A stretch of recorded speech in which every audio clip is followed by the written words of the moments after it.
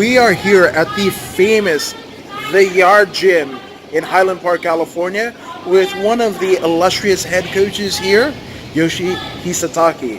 Yoshi, how are you doing, my man? Good, man. So, tell me, I mean, obviously this is probably one of the most prestigious gyms of Muay Thai outside of Thailand.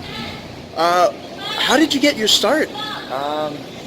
Are you talking about my early days, like before anything? Yeah, Baby absolutely. days? I mean, I think it started off more like a lot of, kids that end up doing martial arts, in the karate movies and watching Bruce Lee films and all that kind of stuff. And, from there I was really fortunate. My sensei was very well versed in like the kickboxing world from Japan, and, also trained with the Machados out here. And so did a lot of jiu-jitsu and would incorporate his trainings within our karate stuff. So, and also, it was, the karate style that I went with was Ashihara, which is very similar to Kyokushin, if anyone knows, any of that.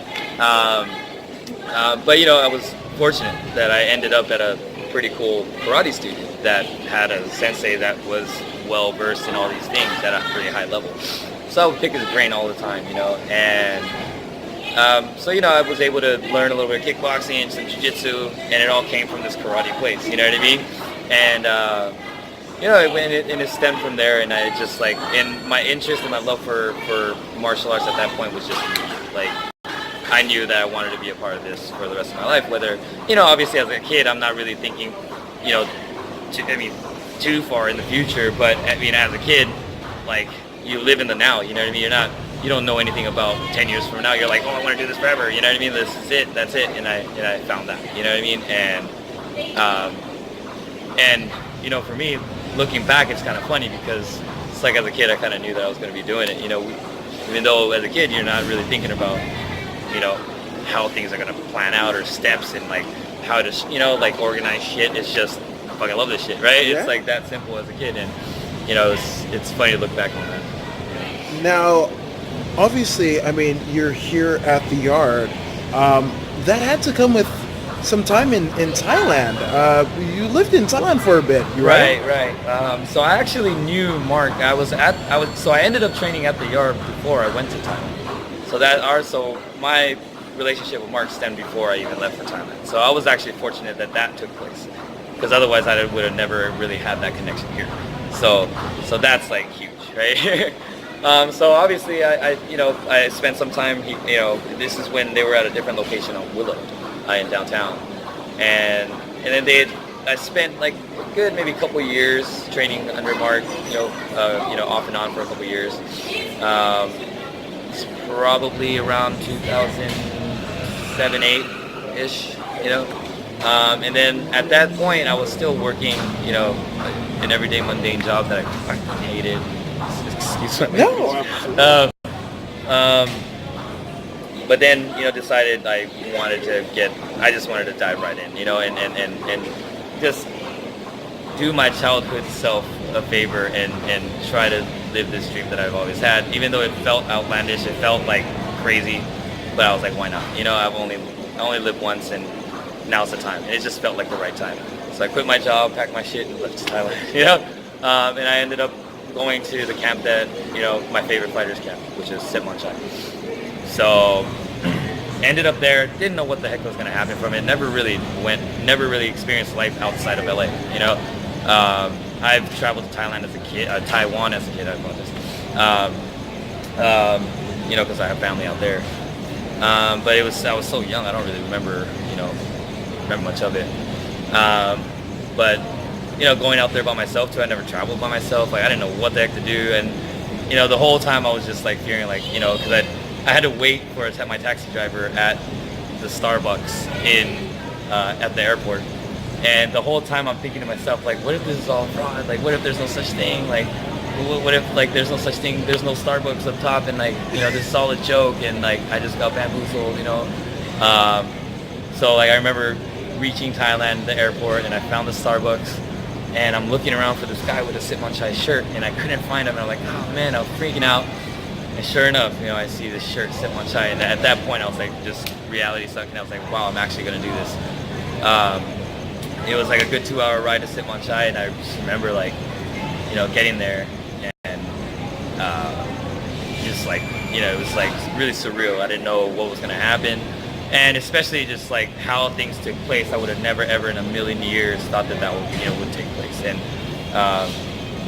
basically I went there and trained, and much like anyone else, and I tried the fighting thing, and like I took a fight, and I was supposed to leave shortly after that. So it was supposed to be a very standard, typical trip like any other, most other foreigners would have at that time.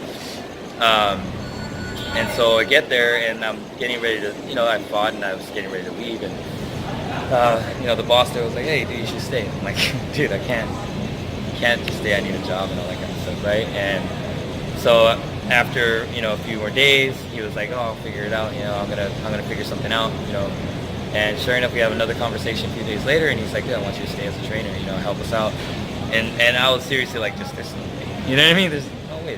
How can that happen? He's like, "Oh, don't worry, your technique's good. We're gonna make it happen." So I just seriously thought it was just like this playful thing that was like kind of funny, haha, for a few weeks or whatever, right? And sure enough, the next day he's like, "Put these pads on," and they posted a photo and like posted this thing on Facebook, and welcoming, me as a trainer there or whatever. And I was like, "Oh shit, this is actually kind of happening." And this is around the time when one of their head trainers had come back, and so it was happening. It was kind of this weird, Crudam was there, and I was like, "Holy shit," because I watched him on videos holding pads for all these, Muay Thai, favorite fighters, and I'm like, "Holy shit, this is just like another surreal thing," right? So I was like, I didn't know how long that was gonna last or how serious they were about it. And up until that moment, I was still thinking, "Oh, maybe this is just like just the entertainment value thing," And sure enough, dude, I started holding pads with my kids, and they were like, "Oh, Yoshi's pretty good at this," or whatever. And and then sure enough, I was getting involved with all the cornerings, and I was like, cornering at Lupini and like Raja, all these like major stadiums, and I was like, wow, like this is cool, and still I'm still like pinching myself, at this point, like what the fuck.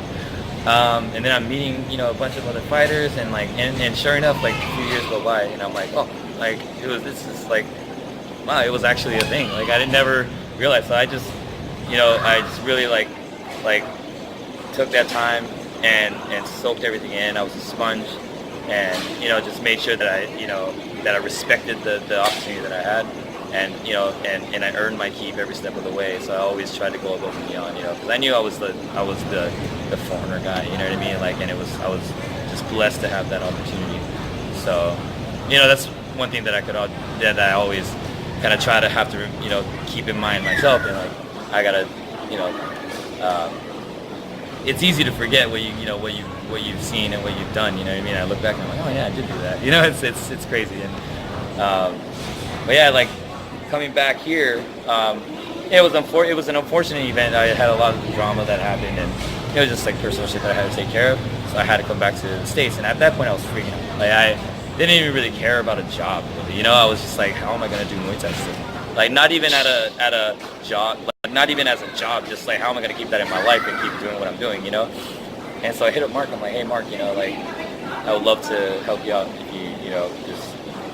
I have to come back, and I just need Muay Thai in my life. And sure enough, he gets me. He's like, oh yeah, I'd love to have you on my team. And so I didn't know even then to what capacity that was gonna be.